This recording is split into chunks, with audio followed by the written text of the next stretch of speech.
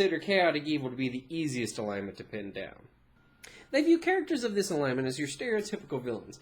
These are the guys that are insane, uncaring, malevolent, and just do evil for evil's sake. Though yes, these are traits that accurately describe a chaotic evil character, the alignment is more diverse than that. If we recall our new terminology, we can gain some insight to the true nature of the alignment by reclassifying it as unprincipled selfish. This new classification means that the above description does fit into the alignment, but not because the alignment is defined by maliciousness. Rather, it is the character's sadism that comes from his or her own selfishness. Chaotic evil characters are defined by their personal freedom and the fulfillment of their desires at any cost. They are not tied down by rules, laws, or morals.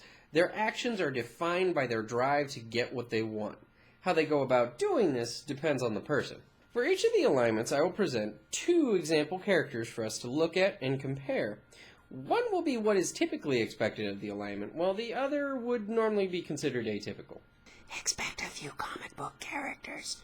Our first example is one that no one will be surprised to see here. From DC Comics, the Joker. The Clown Prince of Gotham is an anarchist psychopath with a penchant for torture, erratic behavior, and twisted humor. He just wants to watch the world burn. There, I said it. He is without a doubt a malevolent entity that epitomizes evil.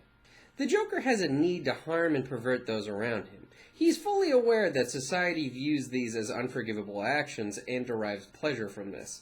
The fact that he chooses to pursue his desire for mayhem at the expense of others is what makes him evil. What makes him chaotic is that, depending upon who's writing him, there's no principle behind his actions. He doesn't believe he's doing good or that he can only harm certain types of people. He simply does what he wants because he enjoys it.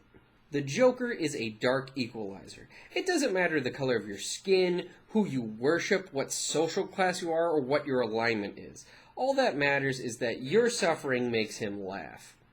He is such a paragon of evil that some people forget that there's more than one flavor of selfishness. So, who can we compare him to that can help inform us on the varied forms of evil? Why don't we go ahead and pick another character who's typically considered a paragon, though of the wrong alignment? Why don't we go ahead and pick Deadpool? What's that? Do I hear the searing rage of Deadpool fans everywhere? Well, hopefully the sharpening of their axes isn't loud enough to drown out my explanation for why they're mistaken about his alignment. Deadpool is generally considered the internet's paragon of chaotic neutral. He exists to follow his whims in an often comedic and fourth-wall-breaking manner. These whims often have him killing good and bad guys alike for the sake of money, women, or impulse. So if he can help out the good guys, how can he be considered evil?